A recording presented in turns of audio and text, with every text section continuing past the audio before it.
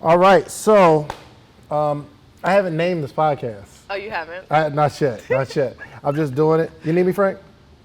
No, I'm just You good? watching this, waiting. Okay, no problem, no problem.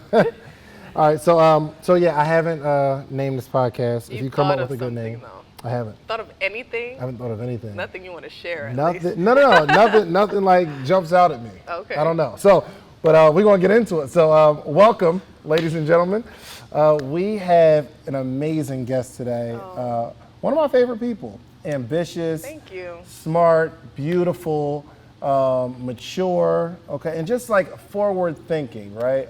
But doesn't play when it comes to business. So don't let all this.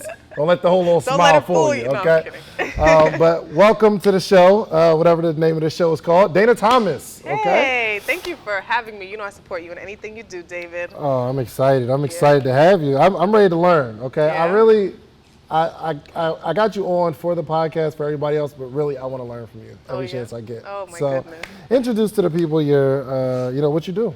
Hey everyone, I'm Dayna Thomas. I am an entertainment and entrepreneurship attorney based in Atlanta. I work with clients all throughout the country, but essentially what I do is I assist entrepreneurs with building, starting, protecting their businesses and their brands, and I assist entertainers with the transactions when it comes to their business and their brand as well. So a huge part of me is I am such a supporter and a believer in entrepreneurship, in the entrepreneurship mindset, in living a life that you love and not being held down by fear or any other constraints. And so I create different tools, books. I've written a book and online course in different ways to just help you become an entrepreneur if that's what you want to do. So every time I get around David, that's what we talk about. So that's what I love. Good. Yeah. So you see a lot of beginning entrepreneurs, right? Mm-hmm. In the mind of an entrepreneur that's starting out, we want to do the cool stuff. Okay, I want to come up with the name, the colors, the website, the brand, all that kind of stuff. Yeah. I ain't really got time for an attorney right now, and I ain't got the money because y'all gonna cost at least $100,000. So $100,000. why? I mean, in our mind, we like an Okay. attorney. My gosh, it's Right. like having a doctor without insurance. You don't want to go to the hospital, you ain't got no insurance. It's gonna cost at least $100,000. That's so right. why do people have that mindset about attorneys? Why are y'all so scary? You know what? I think it's because, honestly, a lot of my clients, it's their first time ever interacting with an attorney, and I think it's because normally attorneys in general don't speak the language of passionate people. And so my clients are entertainers and entrepreneurs. So those are people that are driven by passion, and that's what I'm driven by. I'm not doing anything unless I'm passionate about it. And so I think that that's how I connect with people. A lot of times that first interaction is either online through what I'm talking about on social media, and I don't just talk about law. I talk about marketing, branding, the mindset, teaching about different things, or an in-person like presentation that I have.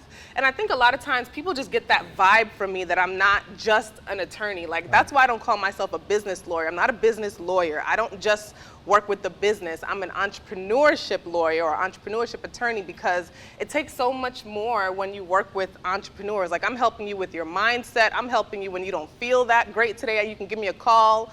Or even just different avenues when it comes to entrepreneurship. So yes, I do help you with the contracts, the trademarks, the copyrights, the business entities. I help with all of that too. But if you kind of get stuck in the struggle or in the midst of things, I'm a person that's on your team to help the business grow and develop. So how soon do I need you? Because quiet as kept, when I started my company, I didn't trademark my logo for like 6 months. Yeah, okay. And I was selling a bunch of shirts Yeah. too. Like ET wore my joint, it was all over.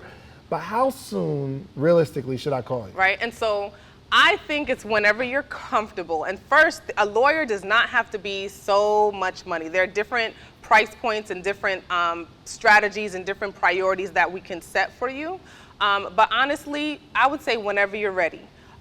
Because what I don't want you to do as an entrepreneur is to be so scared of all the things that you're supposed to do at a certain period of time that you just don't do it, right? And so I would say the best time, of course, is in the beginning, just to start with a consultation to get an idea of what that roadmap is. And so my consultations, I give a roadmap. This is the first thing that we need to do. Let me teach you about trademarks. Let me teach you about owning your logo. Let me teach you about the LLC and what the difference is with the corporation and which one you need. How do you protect your LLC? So those are the things that we talk about in the beginning.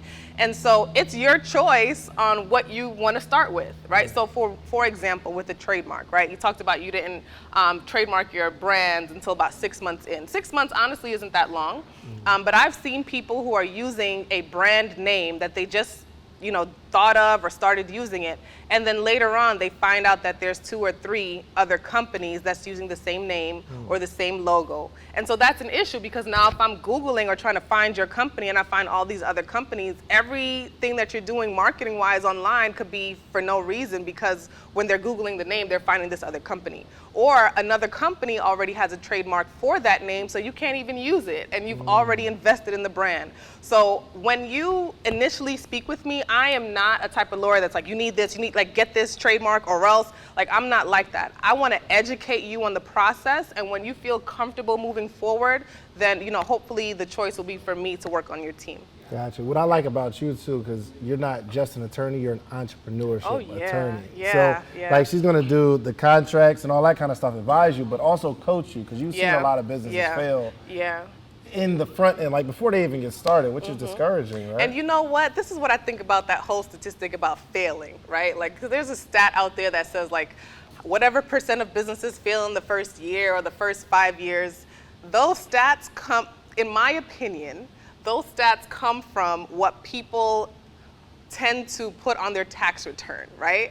And so if you make $100,000 in your first year, you had a booming business, you made $100,000, are entrepreneurs that are smart really gonna pay taxes on the whole $100,000? There are ways to do it that are not evasive, because there's something that you can do, which is deducting your business expenses. And so in order to make $100,000, you have to spend and invest in your business. So if you've spent $80,000 on your business, which is realistic if you count mileage, if you count any travel, any kind of marketing, anything that you've been doing to help the business, that looks like your net income is $20,000. That's real. And so that sounds like a failure, but in actuality, your revenue is $100,000. And so that's very real when it comes to entrepreneurship in general. So don't get discouraged by these stats out there. It doesn't matter what anybody else says about what you can do, can't do, what the trend is. If this is what you want to do, then make sure you're educated enough to pursue it. That's crazy, because like my first 4 years of business, I did well. But Uncle Sam will look at it like, yo, this guy's a failure. Exactly. Because at the end of the year, especially if you're not on like taxes like that, end of the year you file your taxes, and your guy says, yo, you can either pay $20,000 right now, or we can do it some other ways. Right. And let me say this, when we say some other ways, it's not illegal ways or anything like that. We have a choice as entrepreneurs on how much we want to deduct. So if I want, say for instance, if I want to buy a house next year, right? That would not make sense for me to deduct $80,000 if I want to buy a house, because then it's going to look like I only make $20,000, right? So I have a choice on what I want to deduct. And so, I can take advantage of all my other deductions, like David is saying was in his situation. You can take advantage of everything, utilities, part of your phone bill, part of your rent, if you work from home, all these things are part of your business expenses, which can bring your taxable income down, which could look like a failure, but in actuality, you're just being smart with your money. Absolutely, being strategic. So this is probably, last year I had to pay a bunch of money, and I didn't write off as much as I could because I'm in the process of buying a house. Exactly. But I didn't know those first few years. I'm like, yo, I'm good. Listen, take this $300 I'm paying taxes, right? But then it looks like, yo, you made $8,000. And who's going to give you a loan off $8,000? Exactly. Right? So I had to pay a lot more than I wanted to, but yeah, that makes sense. So it's not illegal, right? Yeah, it's like, do I want to deduct that much? Right. I leased my car, Yep. and obviously the reason I leased is because I found out that you can write off Yep. all of that lease Exactly. payment. And so those are things like in entrepreneurship like that I teach about. Like, there's no service. I'm not an accountant. I'm not a tax lawyer. There's no service that I'm trying to pitch by me teaching you about this. It's just the genuineness of me wanting you to be an informed entrepreneur from the beginning. And so that's the benefit of working with an attorney like me from the beginning, so that there's less, potholes and things that you're not expecting later on. Right. And I know your story, but I think it's interesting for other people to hear how you kind of started out as being an attorney with a job, and one day you was like, I don't think it's going to work. Yeah, okay. So I was in law school. Throughout law school, I thought that I was going to be like everyone else in terms of, like, it was like a robot. Like, you have to do this, do this, do this, and then you get a job at a big firm making six figures, and you're hating your life because you're working 80 hours a week. And I'm like, okay, well, that's what being a lawyer is about. And I was honestly like doing that at first. And then I realized like that's really not what I want to do. And I realized that when I was working with other attorneys, other small firms, particularly because my marketing brain came on. My background is in marketing. That's where I got my degree at Georgia State in marketing. And so when I started working for these firms, I had so many ways on how to make their business better. So these are firms that have been in business for like 10 years or whatever it might be. And so I started to redesign some of their logos, websites, different things like that. And I realized, like, why am I doing all of this for them when I could just do it for myself? Because I did have a passion for owning my own law firm. I just didn't know when it was going to happen. Right. And so I actually planned my whole firm out while I was still in law school. I was telling everyone that I was going to start my firm right after law school. Everyone thought that I was crazy. You know, they would say, how are you going to do that? Like, how are you going to get clients? Every possible fear that they might have had on themselves, they were trying to project on me. But of course, as we know, as entrepreneurs, we have to ignore the noise. And so that's what I did as much as I could. But honestly, I got offered a job without even applying. I didn't apply for any jobs at all, but I still got offered one. And that little piece of fear that was still lingering, right, made me take that job. I started working with them for about 3 months. Hold on. Frank, can you take that outside? We're recording. It's okay. Okay, I'm sorry. Yeah, I forgot where was that. Hold on. Okay, so I started working with them for about 3 months. And then my boss said something that was so rude to me. She said, well, what do you want me to say, that we want you to feel comfortable here? Because I'm just not. And, you know, that's when it hit me. That pull that I felt like God was pulling me towards starting my firm. I was like, you know what, that's it. Like, there's no reason that I need to come to a job that I'm not loving, you know, and I've worked so hard to get here. So I quit that day and started my firm 1 month later. So when you quit, hold on, when you quit, obviously your income stops from that job, right? So how do you make the decision to quit? Because I didn't quit my job, just quit it, right? So I built my business for 2.5 years. Right. And I was able to sustain my income before I left. Right. But when you quit, like, are you thinking of your bills or how you're gonna make money, or what are you thinking of? You know what? No, I wasn't scared about that because I know that there are always options. And so some options might be better than others, and some, you know, for me, what I did, one, I took out a small personal loan, and I had some credit cards that I could back up if I needed to. And so I only took 1 month off. I was able to, you know, take care of my bills for that 1 month. And then honestly, I got my first client my first day open. And so when I told everyone, the world, that the law firm of Dayna Thomas was open, that's when I got my first phone call. It's actually someone that I went to middle school with, and he saw that I had opened my firm and wanted to give me a shot. But something that's super important about that, why I wasn't scared, is because I did a lot of build-up before I actually just went on my own. Like, while I was still in law school, I was blogging, I had a website, like my whole brand and everything was entertainment and entrepreneurship law, even though I was still in law school. So I would write articles online, I would, you know, share posts that had to do with entertainment and entrepreneurship law, like so much that when people saw me, that's what they thought. You know, I would some people would actually call me or email me thinking that I was already a lawyer when I was in law school because of the way that I branded myself online. And so it's so important when you are planning to start your own business, you have to start the branding before you open your doors. Because if you want to be a photographer or open, you know, photography business and nobody knows that you take pictures, you think you're going to open and people are going to hire you, they're like, no, I thought you were working for Coca-Cola. Right. Like, you know what I'm saying? So you have to be doing that branding a couple of years before then. And so I was confident that my branding that I had built up to that point would give me, you know, some credibility when I first started. And you know, it did, honestly, it did. Take notes, Yeah. notes, because there's so many people that just quit off of emotion. Yeah, no. Because they're mad, they don't like their boss, and I quit, and then they walk out the door, then they gotta figure it out. Yeah, and so I'm not promoting just quitting your job like that. I know my strengths. And so my strength is marketing. Like, I am very good at it. That's where my background is. Like, I'm good with that. I could build websites, I can make logos, I can do all of those things. And I was confident in my skills as a lawyer. And I also had some backup mentors who were like, you know what, if you need anything, I got you. And so you have to make sure that you have this, you know, this package of things to make you feel as confident as I was when I started. You know, if I wasn't good at marketing, like, it would be a totally different story. Marketing is so important. So, you know, you can't just be a lawyer and think your business is gonna do well. You could be the best lawyer ever, but if nobody knows about you and nobody likes you and nobody cares about you and nobody's inspired by you, it's not gonna work. So have you, and it's working now, would you say that your business It's working, is working? yes. Okay, cool. God is good. Have you had some like ups and downs in your business, or has it kind of steadily grown?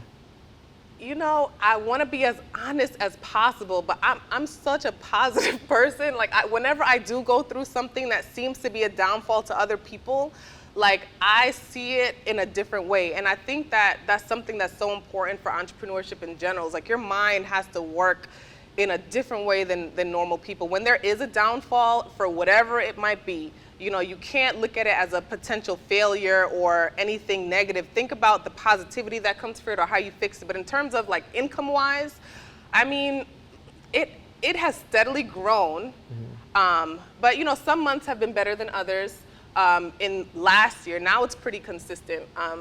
But nothing that has really made me feel like, oh man, what am I gonna do about my bills this month? Really? Like, should I have done this? Nothing like that at all. Man, when I was at the kiosk, there'd be some months where you have sales, but because you have so much overhead, you're not making money. Yeah. And that's when the thought comes in, like, yo, I want to talk about that should too. I Uber? Like, you know what I'm saying? maybe I'll just Uber. And that's so crazy. And I think those are, like, really the devil's thoughts in your head. Like, yo, It is. maybe I need to be doing something else because you have a bad month or you have a bad week. And you know what, you mentioned something that's like one of my keys to entrepreneurship.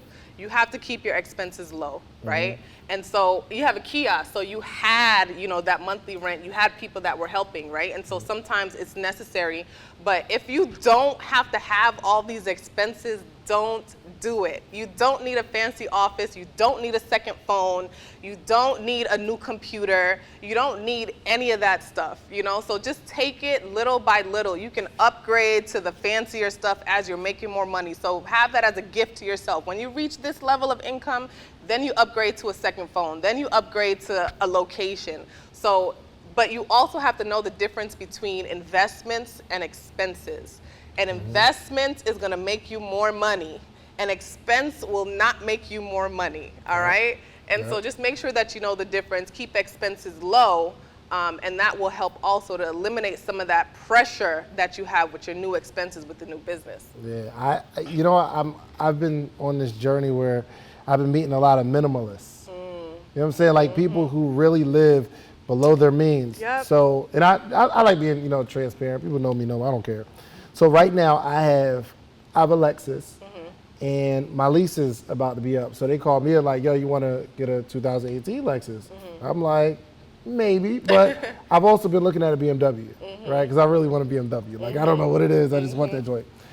But then I was thinking to myself, I wonder if my pride can handle me going to get like a Toyota or a Corolla or a Nissan or something like that, right? And like this is a decision that I'm going to have to make to see if I'm really real. stuck on like these things, because it's not that I can't afford the car, Right. but I want to know on my, like for my own heart and my own pride and my own arrogance, if I can humble myself for 4 years. You can, David. I don't want to though. When you start seeing your savings account go, like, you can. Trust me. And it's going to be so worth it because you have to, like, ignore what it looks like now because you have to know, like, you know what, in 5 years I'm about to be this or that. You know what I'm saying? So even though people might not understand everything that you're doing and the choices you make, they don't have to understand your choices and your decisions because you know what you're leading up to. you know. And I don't want to be like, because my income is going up, and I'm tempted to like raise my bills too. Yeah. So Yes, one that option happens. is, okay, Ooh, that I can get the little BMW. I ain't mad at that because I'm making more money. So that's one option. One option is to like grow my lifestyle with my income, or one option is to keep my lifestyle the same as my income grows. But I think my third option is kind of like going the total opposite way.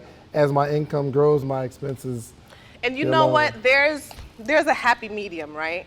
Because of course, if you can afford to buy a house, right? You want to buy a house. But those are things that increase in value, you know? So of course, if you're renting, if you buy a house, you're going to have to pay more in your mortgage. Honestly, it's probably not even going to be that much more when it comes down to it. But it's an asset. It's something that you can get cash from. It's something that's going to make you more money, you know? And so I think, you know, you can get over the ego thing. And let me say this. Let me say this too about minimalism, right? Because you mentioned that. When I first started my law firm, I cut my cable, I stopped getting my nails done, I stopped getting my hair done, I stopped doing a whole lot of things that I was doing before because I was trying to reduce my bills and expenses as much as possible. Like, what can go? I'm like, you know, I don't need cable, I can do Netflix, I don't need this, I don't need that. And so I reduced it a lot, and I definitely recommend that for any entrepreneur that feels like they're not making enough money, or that is nervous about the amount of money that you're going to make if you did quit your job or take, you know, less hours, whatever it might be. Look at your expenses. I wrote down everything in a spreadsheet, and I started eliminating stuff. You know, see what you can reduce, what you can eliminate, so that way you don't have so much pressure on how much money you have to make. Yeah, I was talking to my boy G actually in another interview, and I asked him a question like, why do people care what other people think? And I'm saying it from an inspirational, motivational speaker standpoint, right? But then I started to think the only reason that I don't go get another higher end car, and I don't go get a, you know, like a little Honda Civic or something like that, or something that would get me from point A to point B, is because I really care what other people think. Like, I don't want to. That's real. I don't really like driving my truck that much to the complex because people will see like, oh, that's a 2001? Oh, David, I thought you was popping. Let me tell you, Dave, when you get over that, you will see how much faster your life projects. I'm about to do it. For real, because you know what? All the things that we're sacrificing right now, whether that's image, whether that's the car that we really want, it's not because this is how we're going to live for the rest of our lives. It's because we know that it's better and smarter than what the average person is doing right now. And so it might take time, might take a couple of years. Like my thought right now, I'm not upgrading my car till I can pay for it cash, because I don't like bills, right? So why would I get? You bought a little castle though. You bought a little baby castle just there. Thank you. I saw the pictures. But it was important for me to get that before a car. You know what I'm saying? So it's like when you are an entrepreneur and you're depending on yourself, you have to think differently than the other people. Yeah. You know, those things, your priorities will be very different. And so that's where it comes back to the mind. You know what I'm saying? I'm about to get like a Fiat. I'm going to get a little Fiat. Yo, next time y'all see me pull up in a little Fiat, you feel me?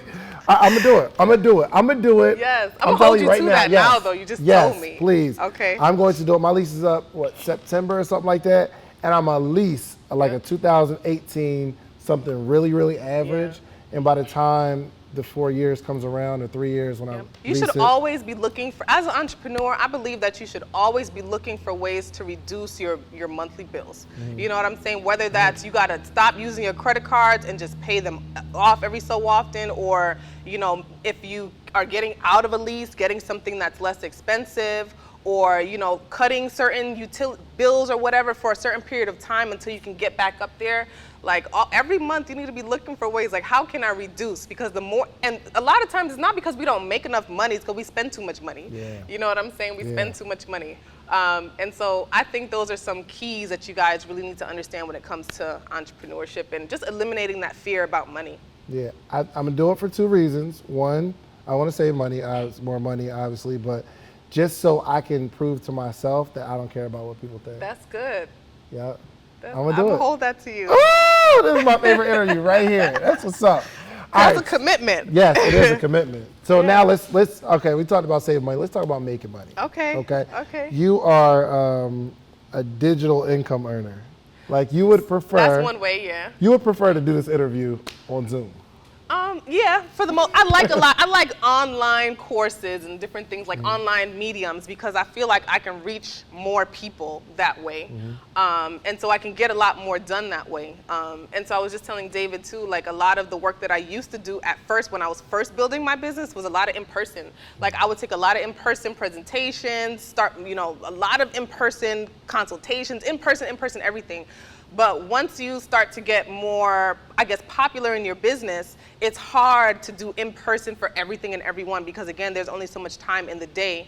And so I want to reach more people. So I really like to do, digital platforms, online courses, webinars, all that stuff because I can share what I share in person, but with people outside of the state, in different, locations and things like that and at different levels. Yeah, got you. So what would you suggest somebody starting off to, 'cause I think we're in this age where we want to work smarter and not harder, but even working smart takes hard work, right? Oh, yeah. Can you explain that dynamic? Yes. Okay. So working smarter, not harder. What I see that as for me is, yes, I'm a lawyer. There are things that require my time and attention, writing contracts, drafting things, all that stuff. I have to do that every single time a client needs it, right? But I don't want to be doing that for the rest of my life because when am I going to get to kick back and retire if people are constantly needing me to draft something, file something, right? So that's what I'm doing right now. That's the bread and butter. But I've also started online courses with teaching people legal aspects of entrepreneurship, marketing for your business, branding, getting and keeping clients, the entrepreneurial mindset. So I actually have an online course for that now. But even though that's on autopilot now, building that was a lot of work. It took me like a year, I'd say, to build it. And a part of that was procrastination because I am working full-time in my law firm and because I did everything myself in terms of the website and the branding and the promo.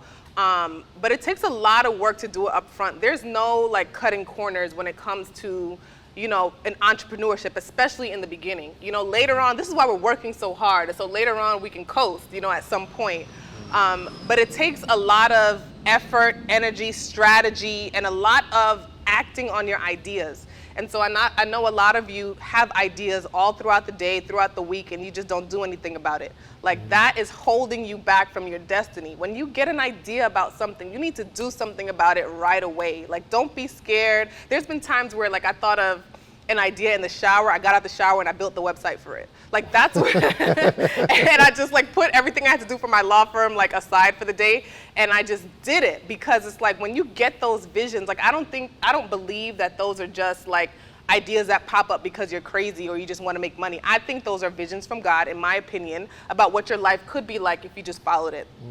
And so, that's another part of, being an entrepreneur is, trusting yourself, trusting your gut, and doing the work up front, So I want to ask you because obviously we only have people that are successful that I'm going to be interviewing. And obviously success is relative, right? Because people are looking at me as successful, but then I'm standing next to somebody I was talking to a dude who makes $20,000 a week yesterday. Nice.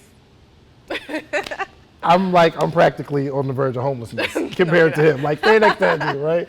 So success is relative, but we are winning in terms of what the average person would be, thinking. But what are you struggling with? Because I think I don't care who you're talking, all my coaching clients, I tell them, if you want to meet somebody successful, right. I want you to ask them a question. What are you struggling with? Right. Because you're looking at them like idolizing, like they're so perfect. No, everybody's got stuff. Somebody's got something. So what are yours? What are your struggles? So my struggle is delegating.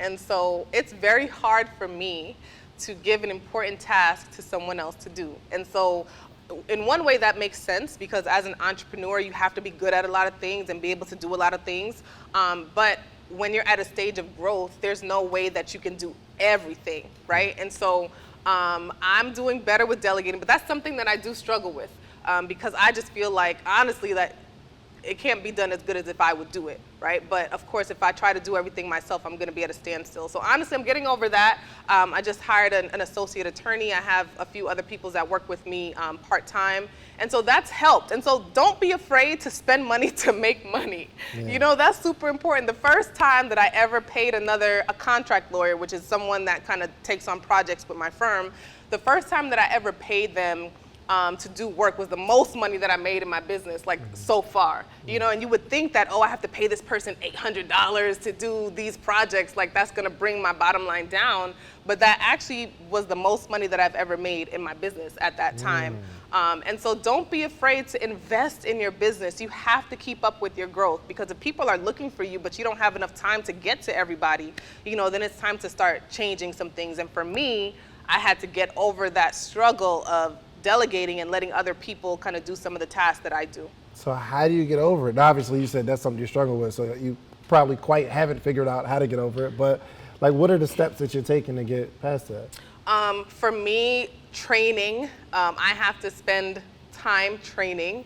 And there's no way around that. Like, I don't feel like you could have been a lawyer or in my area of expertise for 20 years. I don't care, because there's a way that I do it that you may not have been doing it for the past 20 years. So if it's something for me when it comes to delegating, like, I will feel comfortable, obviously, if you start doing it or if you do it in a way that I'm comfortable with or that's similar to what I do. So for me, training, delegating the time to train or dedicating the time to train has helped, and just doing it, you know, at some point you just gotta try it out, you know, even if you feel like you're not ready. Let me tell you something.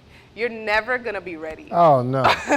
No. You're never gonna be ready to do anything great or anything big, never. To buy a house, to have a child, to get married, to start a business, you're never gonna feel ready. So if you're waiting to feel ready to start your business or to do anything amazing, like, you will be waiting forever. At some point, you just have to do it and figure it out along the way. There's been times where I took clients when I have never done that type of contract before, but I'm taking this client because I know myself, and I know that I'm not gonna give you any product that I'm not 1,000% comfortable with. Even if I charge you for 2 hours and it takes me 20 hours, you're gonna pay that 2 hours, and I'm gonna take those 20 hours to do it, to make sure. So if I was to not start my firm until I knew how to do every single type of contract for every single type of situation, I would still be working somewhere where I'm not happy at. You know, so don't let anything hold you back. You'll learn everything along the way. Part of being an entrepreneur is learning. You'll never stop learning. Absolutely. Yeah. And obviously, as an entrepreneur, we like be thinking business, but when you're at home and there's no business to be done, there's always some business to be done, but when you're like, when I decide to stop doing yeah, business. when you decide, when you're like when your mind isn't on business and you're all by yourself, what's going through your mind? Honestly, I think a lot about what's next, you know, and that might be along the lines of business, but it's not when I'm working, because when I'm in the car driving, I think a lot about what am I going to do next? What is my next goal? What am I going to, and a lot of times it's not even with my law firm, because I feel like that's straight. It's like, what else am I going to do to help impact people that I love, which are entrepreneurs? You know, what other platform can I use? What other strategy can I use? What other course can I come up with? How am I going to get this information in front of them?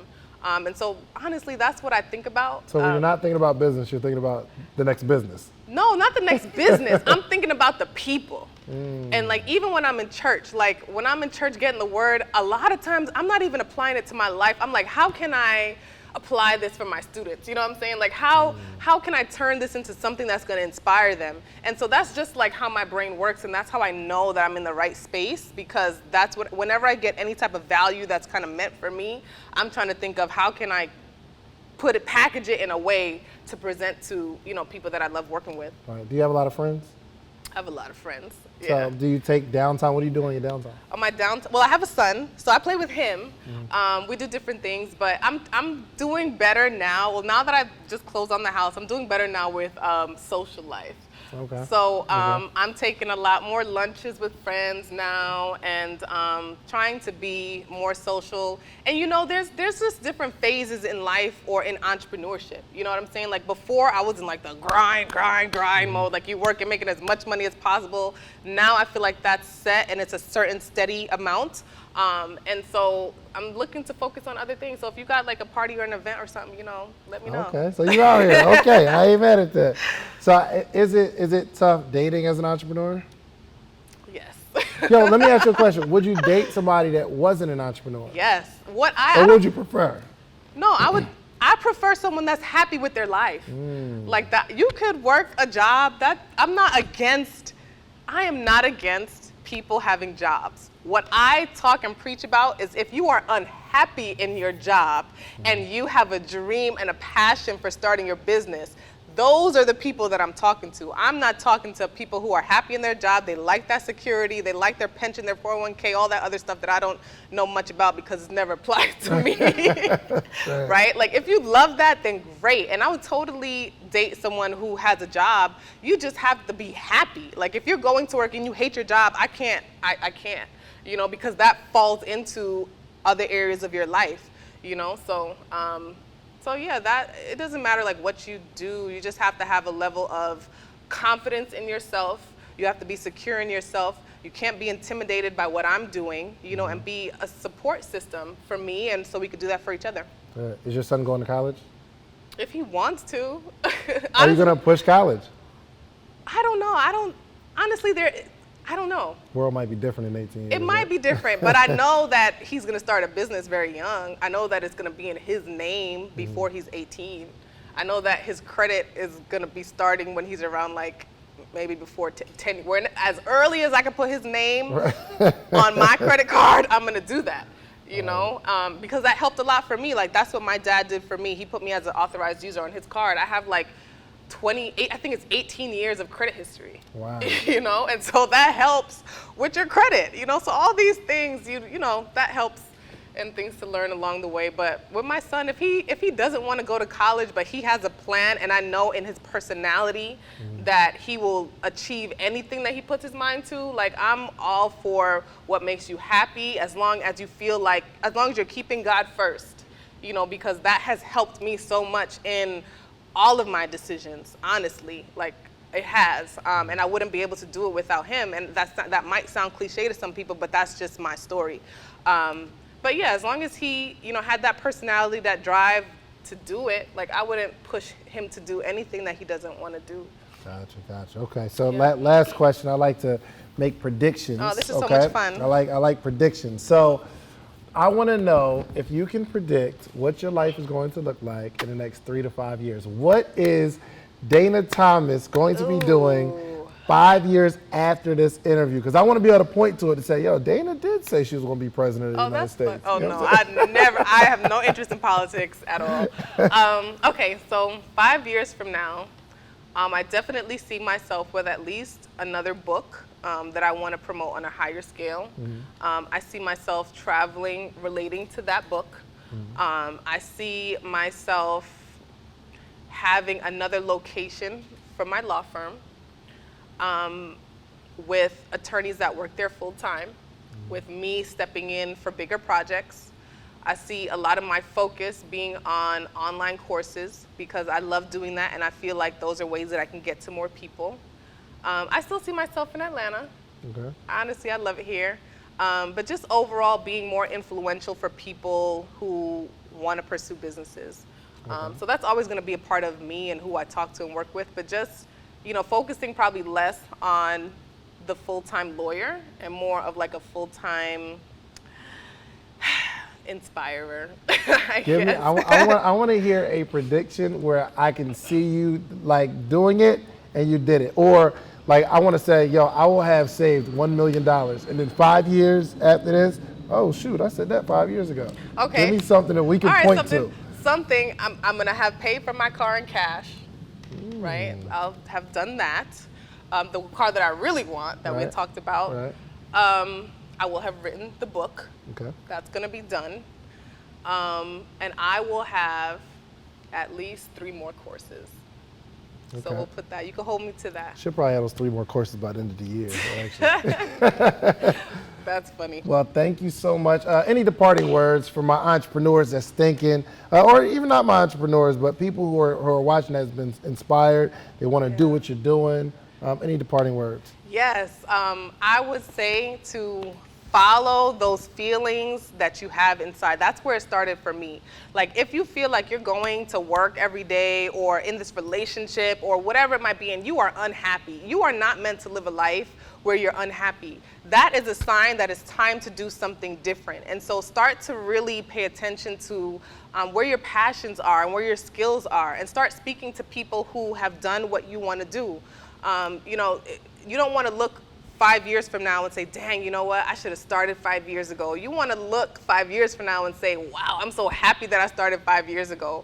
And so just believe in yourself, honestly, and you know, don't try to eliminate those fears. And when you do have a fear about something, write it down, get it out of your head. That's what holds us back from stuff, when we have all these fears that are just in our heads. And so write down everything that you have a fear about. Write down what the solution is, because there is a solution for all of those fears, and then write a deadline about when you're going to do that solution. And so that way, that'll help you, kind of practical advice to keep you moving forward. But if you want to reach out to me everywhere online, I'm Dayna Thomas Law, Instagram, Facebook, my website, Dayna Thomas Law. Follow her. That's been our show, y'all. Thanks.